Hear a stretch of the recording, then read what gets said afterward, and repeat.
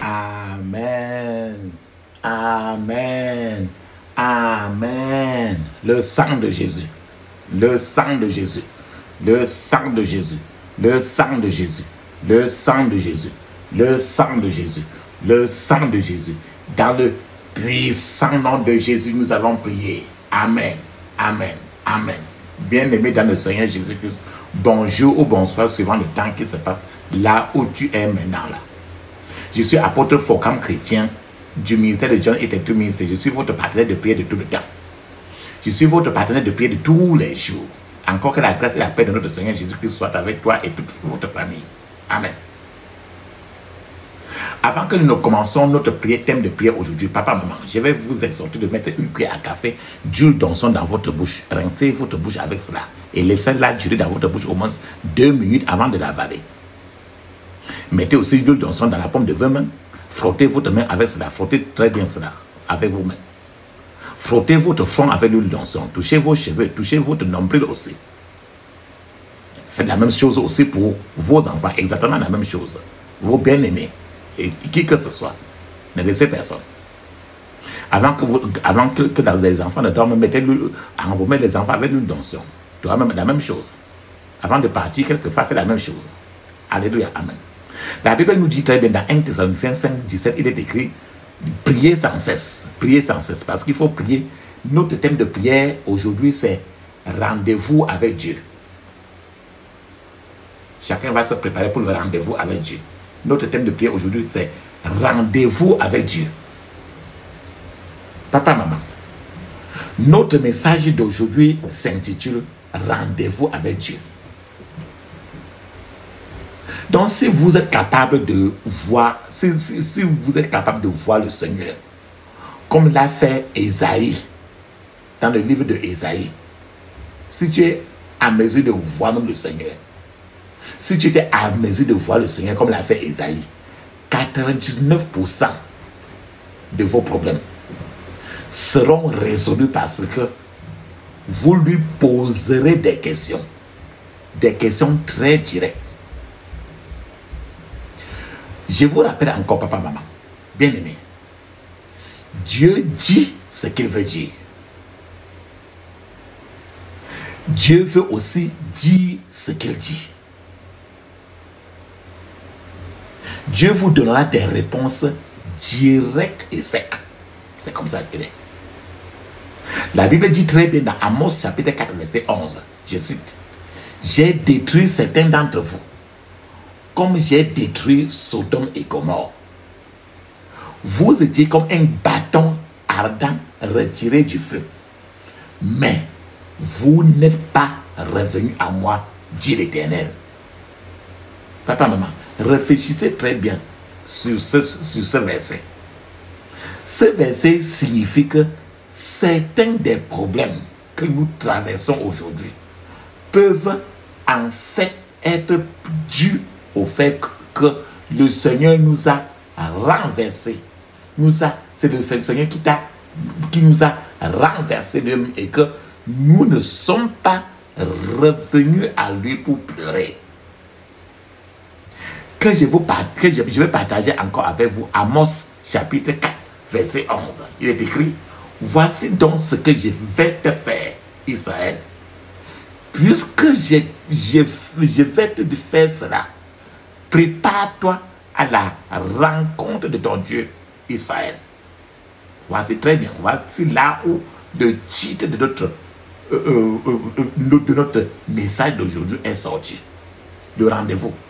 Il dit Amos 4, verset 12, il dit, « Voici donc ce que je vais te faire, Israël. » Israël, ça veut dire que, je peux dire que, voici donc ce que je vais te faire, Focam chrétien. Donc, tu n'as pas Israël par n'importe quel nom, pas même ton nom. Donc, voici donc ce que je vais te faire, Israël.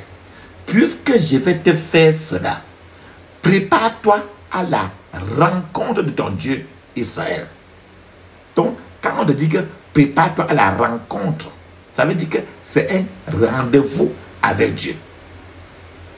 Ce même appel, ce même coup d'appel, s'adresse à tous ceux qui écoutent ce message d'aujourd'hui. Vous devez vous préparer à rencontrer le Seigneur, votre Dieu. Préparer, vous devez vous préparer. Préparer, le mot préparer est un mot très intéressant. Nous avons dit, vous devez vous préparer à rencontrer. Prépare-toi à la rencontre de ton Dieu. En fait, que signifie se préparer? Se préparer signifie être prêt. Se préparer signifie prévoir les problèmes. Attends.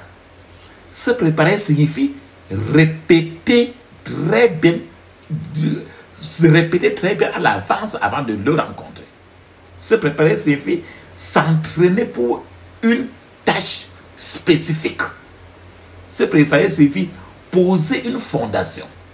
Se préparer signifie équiper ou meubler ou rendre approprié. Se préparer signifie s'armer des armes nécessaires. Papa, maman, vous pouvez maintenant voir que la préparation est une chose aussi profonde. Dieu lui-même est un Dieu de préparation. Il ne fait rien sans préparer. Vous devez vous préparer à rencontrer le Seigneur, votre Dieu, comme moi aussi. Vous devez vous préparer à faire mourir votre Osia, afin que vous puissiez voir le Seigneur. Ne vous préparez pas à rencontrer votre pasteur, votre évêque, votre prêtre ou votre président. Préparez-vous simplement à rencontrer votre Dieu. La grande importance de la préparation se voit dans la nature même. La grande importance attachée à la préparation se voit dans la nature. Par exemple, les animaux qui ne sont pas des êtres humains se préparent pour le jour de la pluie. Aussi, un cultivateur prépare le sol pour attendre la saison des semences. Les gens font des préparatifs lorsqu'ils veulent faire des choses comme le mariage. C'est-à-dire que les gens achètent des choses à l'avance. Vous devez donc vous préparer à rencontrer le Seigneur. Vous devez également savoir quand vous savoir également, vous devez également savoir quand vous préparez.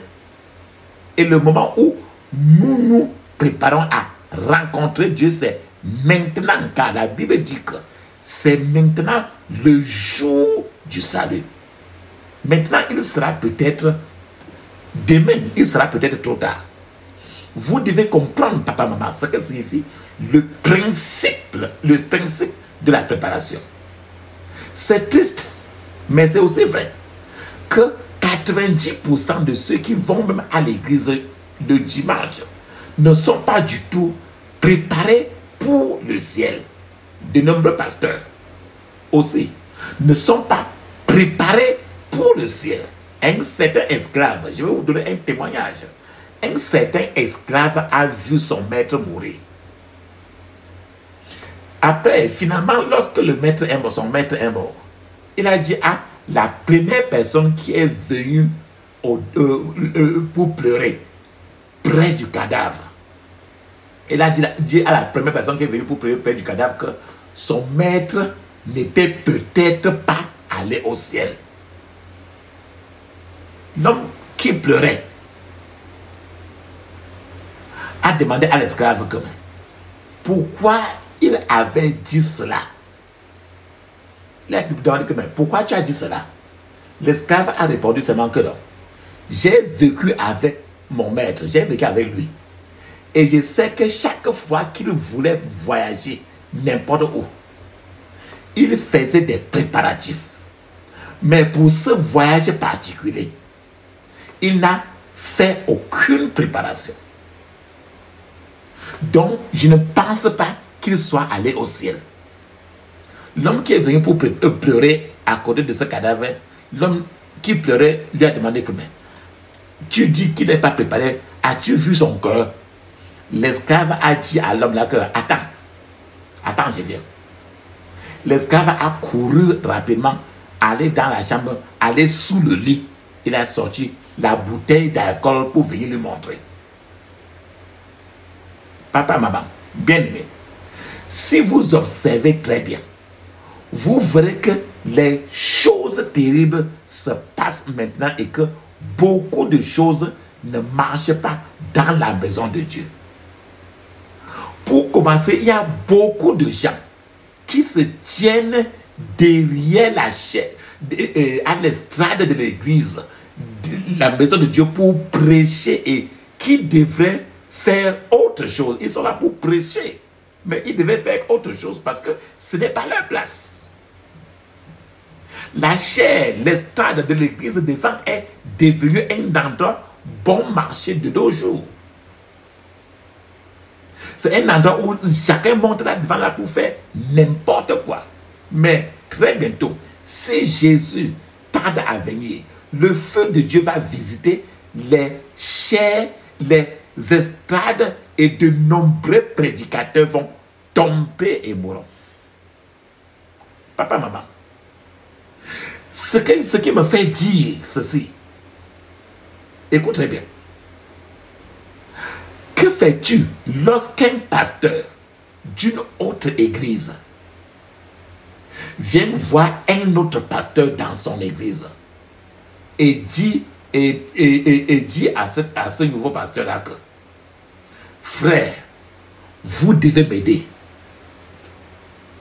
Le pasteur qui reçoit les invités, le pasteur a répondu que puis-je faire pour vous, monsieur? Il dit, eh bien, je ne dois pas parler beaucoup. Je vais laisser ma femme parler. Et le pasteur se tourne maintenant pour demander à comme, madame, quel est le problème? Et la dame, la femme du pasteur, comme ils sont venus en couple, la dame a commencé à parler. Madame a dit, bien, je suis venu dénoncer notre pasteur principal, le pasteur principal de mon mari ici, parce que je ne sais pas quoi faire maintenant. Nous ne savons pas si nous devons le confronter ou bien nous devons démissionner de cette église-là. Nous ne savons pas quoi faire. Le problème était que chaque fois que la femme était seule, la femme du pasteur, cette femme du pasteur était seule avec ce pasteur principal. Ce pasteur principal voulait toujours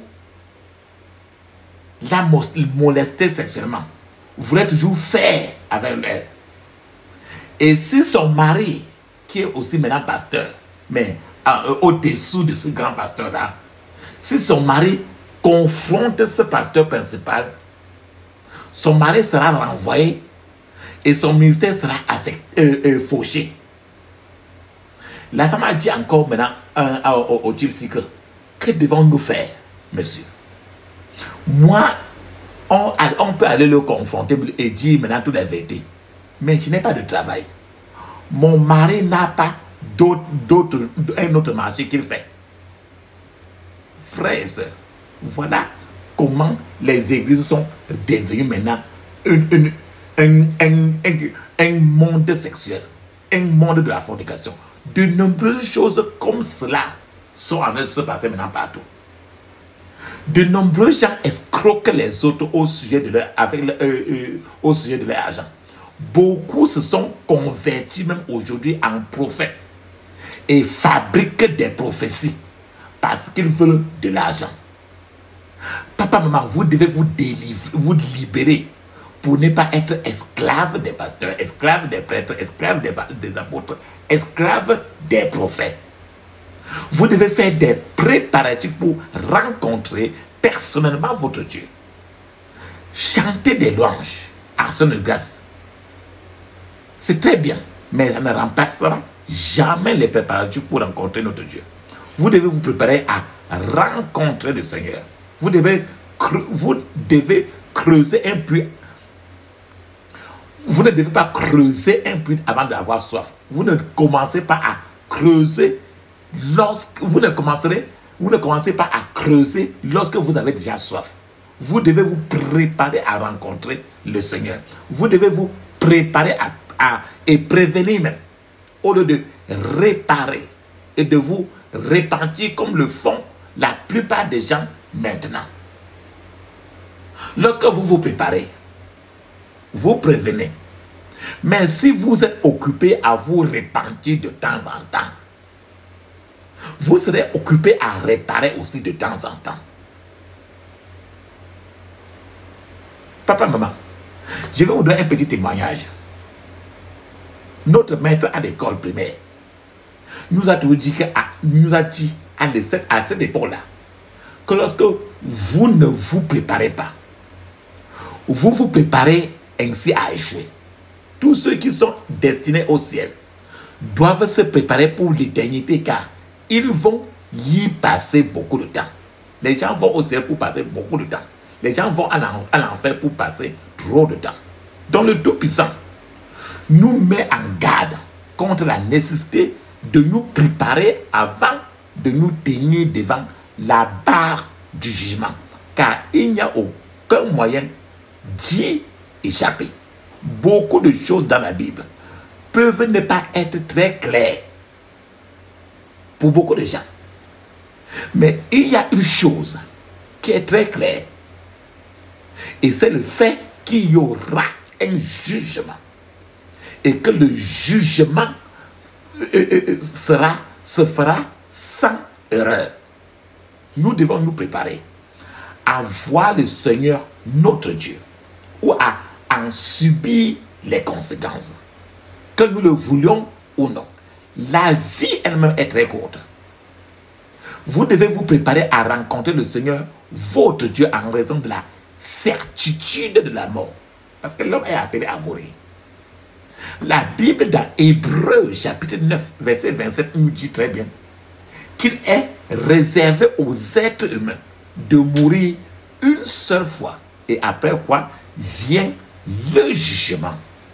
Donc Jésus qui fut autrefois couronné d'épines sur la croix de Golgotha, ce Jésus reviendra avec colère et transformera cette croix d'épines, cette couronne d'épines, sa croix en une épée, en une arme. Je vais partager avec vous 2 Corinthiens chapitre 5 verset 10. Il est écrit: nous devons tous nous tenir devant le Christ pour être jugés. Ensuite, nous recevrons une récompense. Si nous avons bien fait, notre récompense sera bonne. Si nous n'avons pas bien fait, notre récompense ne sera pas bonne. La Bible dit que nous devons tous nous tenir devant le tribunal du Christ pour rendre compte de ce que nous avons fait dans la chair, que ce soit bien ou mal. Il n'y a rien que vous fassiez, papa, maman, pour le bien ou pour le mal, qui met des conséquences. Tout peut arriver à n'importe qui et à n'importe quel moment. Et je vais vous donner un petit témoignage. Il y a quelques temps, il y a eu une explosion de bombes. Je suis sûr à 100% que la plupart des gens qui sont morts ne savaient pas qu'ils allaient mourir ce jour-là. Les seuls qui sont allés au ciel étaient ceux qui s'étaient préparés avant ce jour-là. Ceux qui attendaient et s'attendaient à ce que l'époux sonne de la trompette. Ce sont eux qui sont partis. Beaucoup de gens courent la course que le Seigneur ne leur a pas demandé de courir. Beaucoup disent les choses que le Seigneur ne leur a pas demandé de dire, au lieu de se préparer pour le Seigneur leur Dieu. Frères, papa, maman, nous remercions Dieu pour la délivrance des gens. Pendant que vous priez sans cesse, pour votre propre délivrance, pendant que vous priez sans cesse, nous remercions Dieu qu'il répond toujours à nos prières. Nous remercions Dieu pour ces prières de feu. Cependant, toutes ces choses ne peuvent que vous aider dans ce monde-ci. Très bientôt, le calendrier de ce monde arrive à son terme. Et alors, vous saurez qu'il y a quelque chose de plus important que ces choses-ci. Attends, je vous partage maintenant. Ésaïe chapitre 6, verset 1, il est écrit: l'année de la mort du roi Osia, j'ai vu le Seigneur. Il était assis sur son trône. Sa longue robe remplissait le temple. Il était très honoré. Frères et sœurs, jusqu'à ce que votre Osia personnel meure, vous ne verrez pas le Seigneur, et si vous ne le voyez pas, vous irez en affaire. Vous devez vous préparer, papa, maman, à voir le Seigneur. Nous vivons dans un monde plein de plaisir, plein de péchés. Beaucoup de jeunes sont confus maintenant. De nombreuses églises n'aident pas non plus la situation. De nombreuses églises tolèrent tout parce qu'elles ont suivi la foule. Et en tant que telles, ces églises ne se soucient plus de la vie de leurs membres.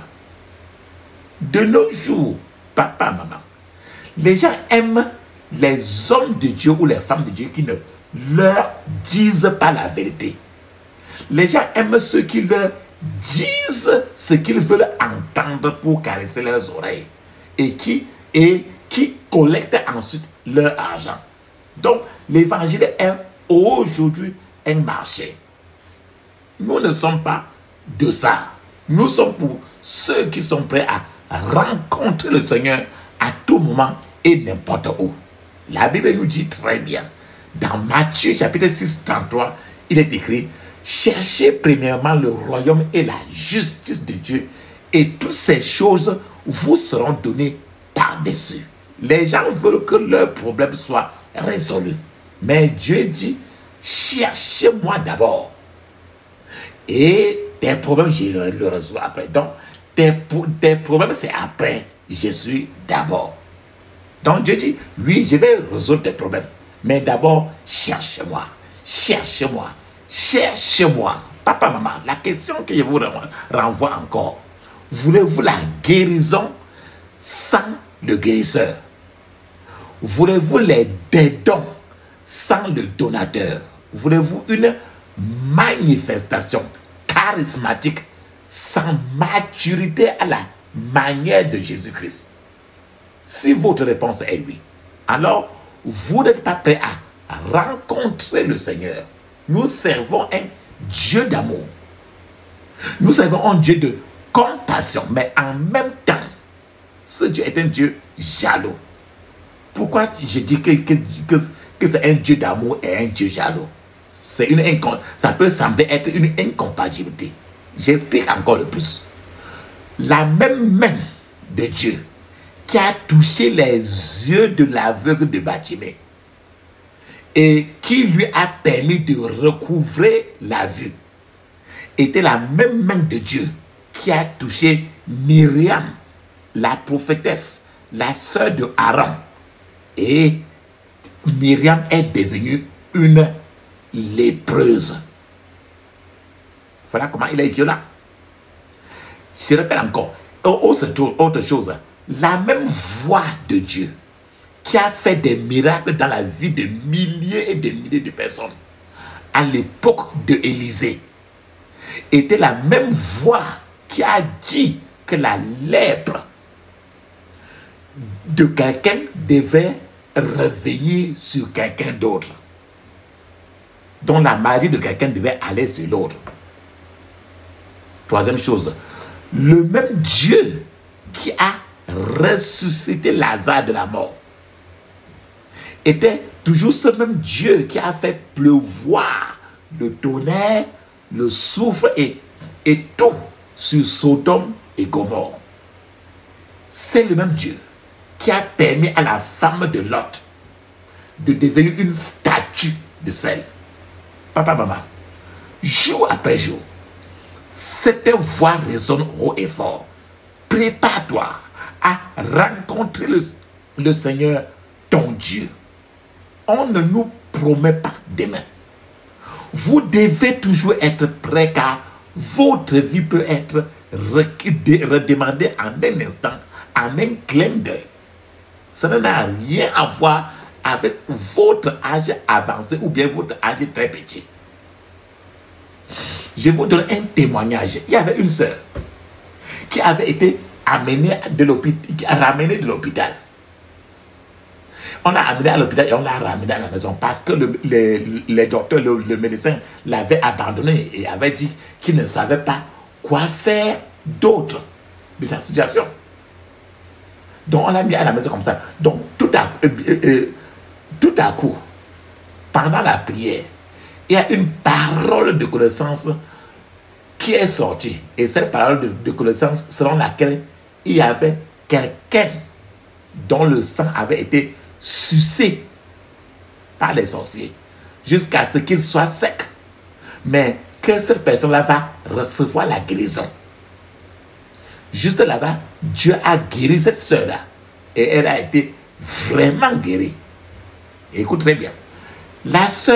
Cette sœur-là, avant, était mince comme un grain de balai. Mais après la guérison, cette sœur-là a commencé à prendre du poids. Puis cette sœur a découvert qu'elle était belle maintenant. Écoute très bien. Elle a découvert qu'elle était belle. Maintenant, elle est partie maintenant au marché pour se vendre. Elle a découvert qu'elle était belle. Elle est maintenant partie acheter les chaînes, les gros boucles, toutes les peintures. Et elle a commencé à rappeler très bien que Dieu ne s'en soucie pas de tout ça. Papa, maman, le jour où elle a été amenée encore à l'église, cette sœur-là était presque complètement nue au regard de la manière qu'elle portait ces habits-là. Tu connais quand on dit que quelqu'un est presque nu, non? On voit tout concernant le genre d'habits qu'elle avait. Après un certain temps même, cette sœur-là encore, elle a complètement coupé d'aller à l'église jusqu'à ce qu'elle tombe à nouveau malade. Et maintenant, cette fois-ci, elle est tombée encore à nouveau malade. Cette fois-ci, à l'hôpital, le médecin a alors dit que cette fois-ci, c'était la tuberculose. Cette soeur étant sur le lit de l'hôpital, elle a écrit une lettre à son pasteur en lui disant que, pasteur, si vous ne priez pas pour moi, préparez-vous seulement à m'enterrer. Papa, maman, vous avez compris la Bible nous dit très bien dans Galates 6, verset 7, ne vous y trompez pas. On ne se moque pas de Dieu, car ce que vous sémez, vous le récoltez. Une vie spirituelle nonchalante, c'est un manque de préparation pour rencontrer le Seigneur. Que nous le voulions ou non, nous récolterons ce que nous sémons. La loi de s'aimer et de récolter, c'est une loi immuable de la nature qu'on ne peut pas changer. Même Satan lui-même, à la fin de la journée, va récolter ce qu'il sème et ce qu'il a sémé. Vous ne pouvez pas tromper Dieu parce que Dieu a tout vu et sait tout. Dieu sait ce qui se passe dans votre cœur en ce moment même. Dieu sait ce qui vous a... Dieu sait si vous avez fait votre prière du matin ou pas. Peu importe à quel point vous commettez votre fornication avec habileté. Dieu le sait, il a tout le détail. Vous ne pouvez pas tromper Dieu. Dieu ne nous voit pas seulement pendant la journée. Dieu nous voit aussi dans toute la profonde obscurité, tout le noir. Il est vrai que nous ne pouvons pas changer le hier. Hier est déjà passé. Mais nous pouvons changer la façon dont nous vivons notre vie aujourd'hui pour continuer. En dehors du Seigneur Jésus-Christ, nous sommes tous coupables et nous sommes tous des voleurs aux yeux de Dieu. Il est important que nous connaissions, il est important que vous connaissiez le Seigneur Jésus maintenant. Mais la question est ceci. Êtes-vous vraiment prêt à rencontrer Dieu? Supposons que pendant que vous écoutez ce message, maintenant, tout d'un coup, le ciel s'ouvre et que Jésus descende directement. Serez-vous prêt à le rencontrer? Plus vous vous préparez pour le ciel, plus vous devenez saint. Lorsque l'évangile a commencé, par exemple, en Afrique, la vie en Afrique n'était pas aussi facile que nous la trouvons aujourd'hui. À cette époque-là, il y avait trop l'obscurité partout. D'autres fois, si tu vois quelqu'un beaucoup, c'est qu'il a la lampe. L'Afrique était un endroit terrible à vivre. À cette époque, si vous portiez quelque chose qui est quelque chose comme nos habits aujourd'hui, vous ne pouvez pas sortir de votre maison le lendemain à cause de la sorcellerie. Beaucoup de gens pouvaient donner naissance à une vingtaine d'enfants, mais les enterrer encore tous. À cette époque avant, beaucoup de gens ont disparu sans laisser de traces en Afrique. À cette époque, de nombreuses idoles, les djoudjous, c'est ça qu'on appelle les idoles, les nombreux idoles venaient sur la table du marché et donnaient des instructions même disant que si vous n'apportez pas des sacrifices comme ci, comme ça, comme ci, comme ça, avant tel jour, telle chose va se passer. Et si les gens ne le faisaient pas, il y avait toujours des choses terribles qui se passaient à cette époque-là. À cette époque-là, les gens vivaient dans la peur. Les gens vivaient dans trop de superstitions. Étaient partout. À cette époque-là, les gens ne pouvaient pas même siffler dans la nuit, ni appeler une sorcière, même appeler quelqu'un directement que tu es un sorcier ou un sorcière. Donc il y avait une terrible obscurité dans ce temps-là. Jusqu'à ce que certains gens aussi se sont préparés aussi à rencontrer Dieu à cette époque. Et les choses ont changé. Et c'est ce que tu vois un peu qui est même mieux aujourd'hui. Peut-être que chez vous aussi, dans votre pays, maintenant, en Afrique, il y a de l'obscurité. Avant, il n'y en avait pas tout ça. Il y a de la lumière, l'électricité. Avant, il n'y en avait pas. L'Afrique était un endroit où les principautés, les dominations marchaient dans les rues jusqu'à ce que certains gens, certains hommes ont rencontré Dieu et ont été capables d'affronter la situation. Papa, maman, je viens de vous dire, soyez prêts à rencontrer le Seigneur. Lorsque vous rencontrez Dieu, vous deviendrez une personne différente. Vous deviendrez un autre homme. Arrêtez d'envier qui que ce soit. Rencontrez Dieu. Brûlez d'envie. Brûlez pour Dieu. Et voyez ensuite ce qu'il fera de vous. Nous vivons dans les derniers jours maintenant. Et ce sont des jours de foule massive venant. Ce sont des jours de foule massive qui viennent à l'église. Papa, maman, toute foule que vous avez déjà vécue sur cette terre-ci, la foule, toute foule que tu as déjà vue sur cette terre-ci, ne sera qu'une poignée de personnes comparée à la foule des gens. Quand ce sera le jour du jugement, le Seigneur a déjà montré même ce jour de jugement à plusieurs personnes. Daniel, chapitre 7, verset 10, nous dit très bien: un fleuve de feu coulait de devant sa face. Des milliers de milliers le servaient. Et des myriades de myriades se tenaient devant lui. Le tribunal fut convoqué et les livres furent ouverts. Voilà ici, Daniel a vu des centaines de milliers de personnes. Quand le Seigneur leur a montré le jugement dernier, l'apôtre Jean a dit qu'il a vu une multitude de personnes que personne ne pouvait compter. Papa, maman, à l'époque d'Adolf Hitler en Allemagne, Adolf Hitler n'avait pas le temps d'assister à des réunions religieuses. Adolf Hitler, comme tu le vois là, il sera présent à cette réunion du jugement dernier. Lorsque certains gens vont à des réunions de prière ou l'église, certains viennent pour attraper leur proie, chercher les filles ou chercher les hommes, ou bien pour les rencontres du marché. Mais en ce moment-là, ces gens-là vont prier à cette réunion-là de jugement beaucoup. Certains viennent aux croisades de prière et refusent de fléchir les genoux devant Jésus. En ce moment-là, au dernier jugement, ils fléchiront les genoux à cette réunion de jugement. Certains même détestent des réunions de prière. Certains évitent les endroits où les gens prient. Certains qui disent toujours qu'ils n'aiment pas trop la foule seront également présents à cette réunion en foule étrange. Beaucoup arrivent en retard même à leur église.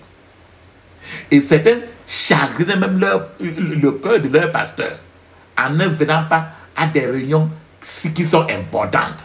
Mais avec cette réunion particulière, non seulement les gens vont venir, ils vont venir, mais ils viendront également là à temps et à l'heure. Quoi qu'il arrive, papa, maman, tout le monde sera là et à l'heure. Quoi qu'il arrive, tout le monde sera intéressé par la réunion de jugement dont je parle. Qu'ils sachent ou non prier. Les gens prieront lors de cette réunion de jugement.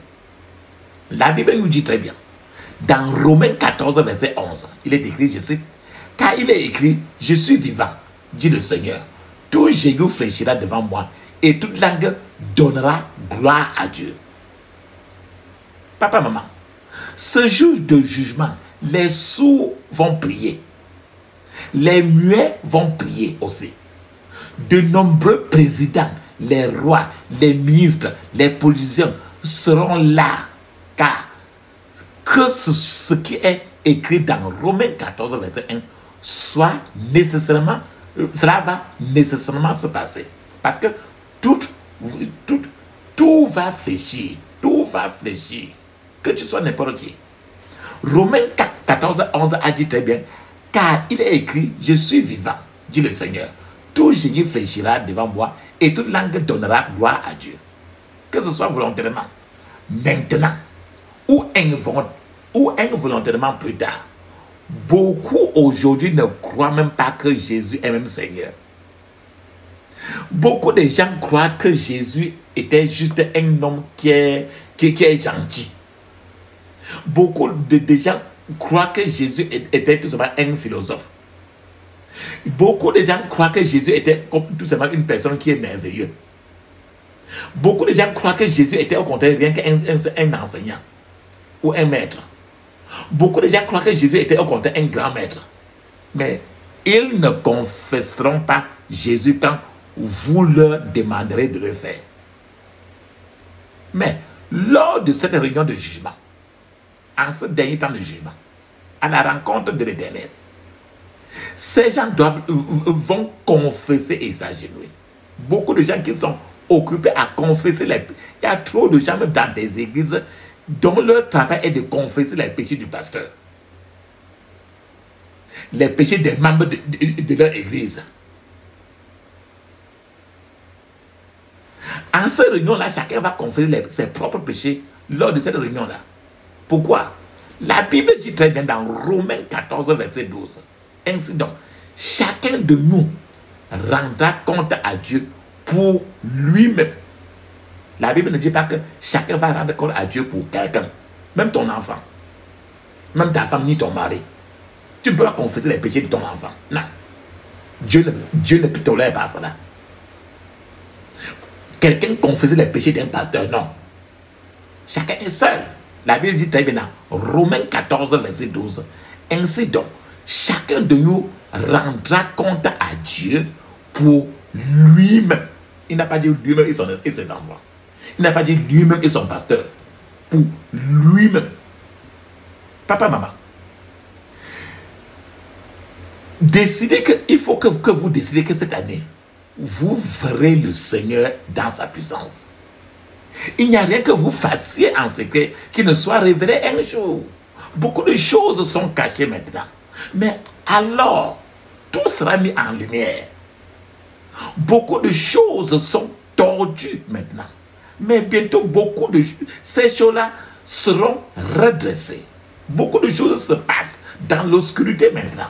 Mais alors, beaucoup de choses seront révélées. Un temps viendra, papa, maman, où il n'y aura plus la lune. Il n'y aura plus d'étoiles.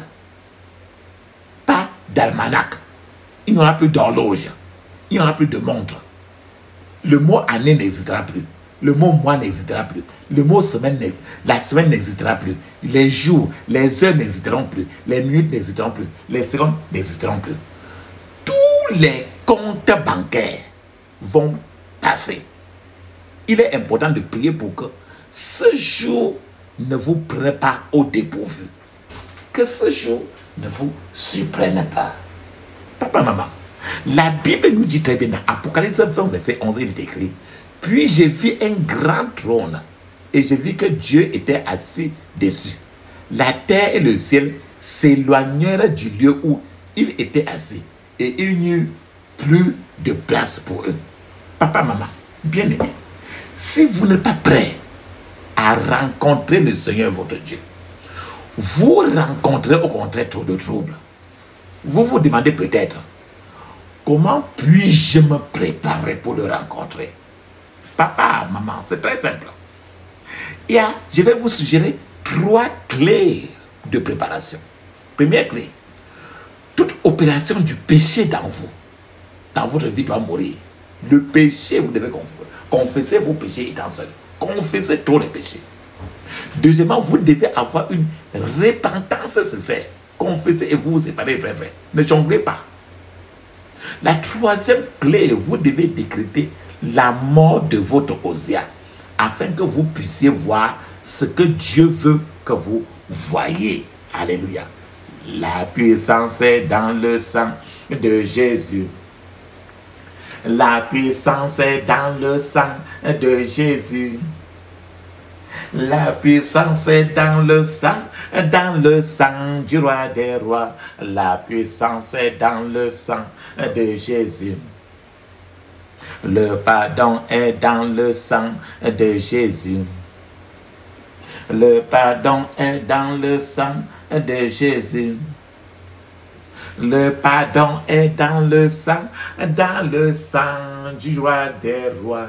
Le pardon est dans le sang de Jésus. Amen. Ferme tes yeux, ouvre ta bouche, dis ceci: je couvre mon esprit, mon âme, mon corps et toutes mes possessions du sang de Jésus. Je couvre mon esprit, mon âme, mon corps et toutes mes possessions du sang de Jésus. Dans le puissant nom de Jésus, j'ai prié. Amen. Ferme tes yeux. Je vous ai dit que votre Osia, nous avons partagé ça, c'est dans Ésaïe chapitre 6, verset 1. Nous avons dit que Osia doit mourir pour que tu vois.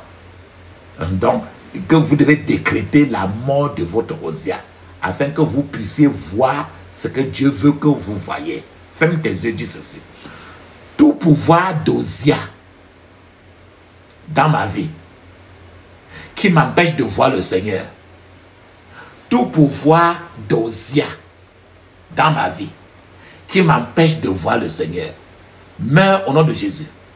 Meurs au nom de Jésus. Dans le puissant nom de Jésus, j'ai prié. Amen.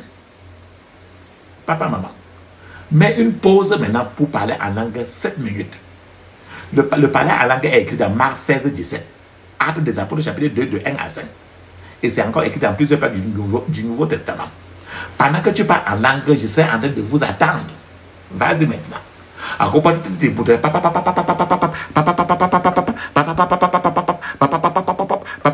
Dans le puissant nom de Jésus, j'ai prié. Amen. Amen. Amen. Ça, c'est très bien ça. Si tu as parlé en langue 7 minutes, Maintenant, ferme tes yeux. Tu connais la maladie des yeux, qu'on appelle la cataracte, non? Il faut que la cataracte spirituelle quitte tes yeux. Ferme tes yeux, dis ceci. Toute cataracte spirituelle, soit dispersée par le feu au nom de Jésus. Toute cataracte spirituelle soit dispersée par le feu au nom de Jésus. Dans le puissant nom de Jésus, j'ai prié. Amen. Maintenant, il faut que tes yeux spirituels s'ouvrent. Ferme tes yeux, dis ceci. Que mes yeux spirituels s'ouvrent maintenant par le feu au nom de Jésus. Que mes yeux spirituels s'ouvrent maintenant par le feu au nom de Jésus. Que mes yeux spirituels s'ouvrent maintenant par le feu au nom de Jésus. Dans le puissant nom de Jésus, j'ai prié. Amen. Papa, maman, ferme maintenant tes yeux, ouvre ta bouche. La prière, c'est un dialogue entre toi et entre nous et Dieu. Tu parles, Dieu parle. Donc, tu as déjà levé tes prières à Dieu. Maintenant, tu dois fermer la bouche, fermer les yeux, ouvre ta bouche. Ne dis aucun mot pour donner l'occasion à ce que Dieu te parle s'il veut parler. Donc, ne dis aucun mot, ne dis pas Amen, ne dis pas merci, ne dis aucun mot. Ferme seulement les yeux, ouvre ta bouche. Pendant ce temps-ci, je serai en train d'appeler le Dieu d'Élie. Pourquoi j'appelle? Parce qu'il est le je vais l'appeler par le feu. Quand tu l'appelles le Dieu d'Élie, il peut répondre par le feu. Parce qu'il est feu dévorant. Je vais l'appeler pour toi et moi. Feu, feu, feu, feu, feu. Feu, feu, feu, feu, feu. Feu, feu, feu, feu, feu. Feu, feu, feu, feu, feu, feu. Dans le puissant nom de Jésus, nous avons prié. Amen. Amen. Amen. Ça, c'est très bien ça. Papa, maman. Maintenant, on clôture notre prière. Ferme tes yeux, dis ceci. J'interdis toute contre-attaque, regroupement, renforcement contre moi et ma famille. Au nom de Jésus. J'interdis toute contre-attaque, regroupement et renforcement contre moi et ma famille. Au nom de Jésus. Dans le puissant nom de Jésus, j'ai prié. Amen. Maintenant, tu dois maintenant sceller maintenant tes prières dans le sang de Jésus. Ferme tes yeux, ouvre ta bouche, dis ceci. Je scelle toutes mes prières dans le sang de Jésus. Je scelle toutes mes prières dans le sang de Jésus. Dans le puissant nom de Jésus, j'ai prié. Amen. Dis Amen cette fois. Amen. Amen. Amen. Amen. Amen. Amen.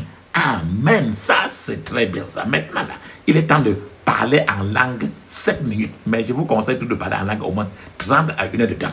Alors, si on parle en langue, papa, papa, papa, papa, papa, papa, papa,